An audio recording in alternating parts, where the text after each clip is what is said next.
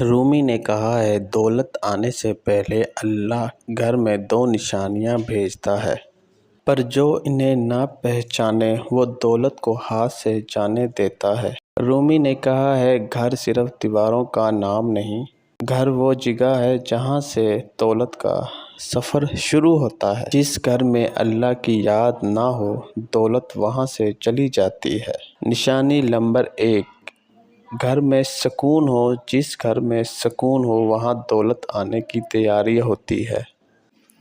سکون اللہ کی رحمت کی پہلی نشانی ہے۔ جب گھر میں ہنسی اور محبت ہو، رومی کہتے ہیں یہ پہلی نشانی ہے دولت راستے میں ہے، کیونکہ دولت وہاں آتی ہے جہاں وہ رہ سکے۔ شور اور لڑائی میں دولت نہیں ٹکتی۔ نشانی نمبر 2، گھر میں شکر ہو۔ شکر گزار گھر وہ مقناطیس ہے جو دولت کو کھینچتا ہے۔ جب گھر میں کم ہو پھر بھی اللہ کا شکر ادا کیا جائے، یہ دوسری نشانی ہے۔ شکر صرف زبان سے نہیں دل سے ہونا چاہیے۔ جس گھر میں شکر ہو اللہ اس کے گھر میں دولت کے دروازے کھول دیتا ہے۔ شکر دل کو اتنا بھر دیتا ہے کہ کمی بھی نعمت محسوس ہونے لگتی ہے۔ جو شخص ہر حال میں شکر ادا کرتا ہے اللہ اس کے لیے دروازے بھی کھول دیتا ہے۔ اچانک مالی تنگی صبر کا امتحان ہوتی ہے۔ گھر میں بے سکونی رہنا ذکر کی کمی کی نشانی ہو سکتی ہے۔ آنکھوں میں اچانک نم ہو جانا دل میں نرمی کی علامت ہے۔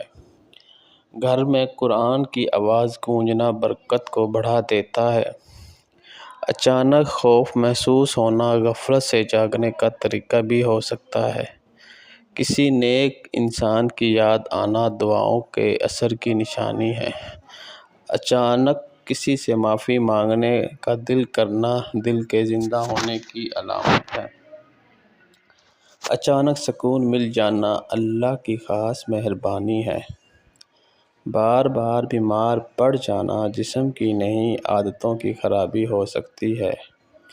اچانک دوست بدل جانا نصیب کی ترتیب ہے۔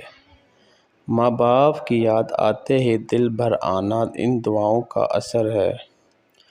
زندگی مختصر مگر حساب طویل۔ جس دن آنکھ بند ہو جائے سب حقیقت واضح ہو جائے گی۔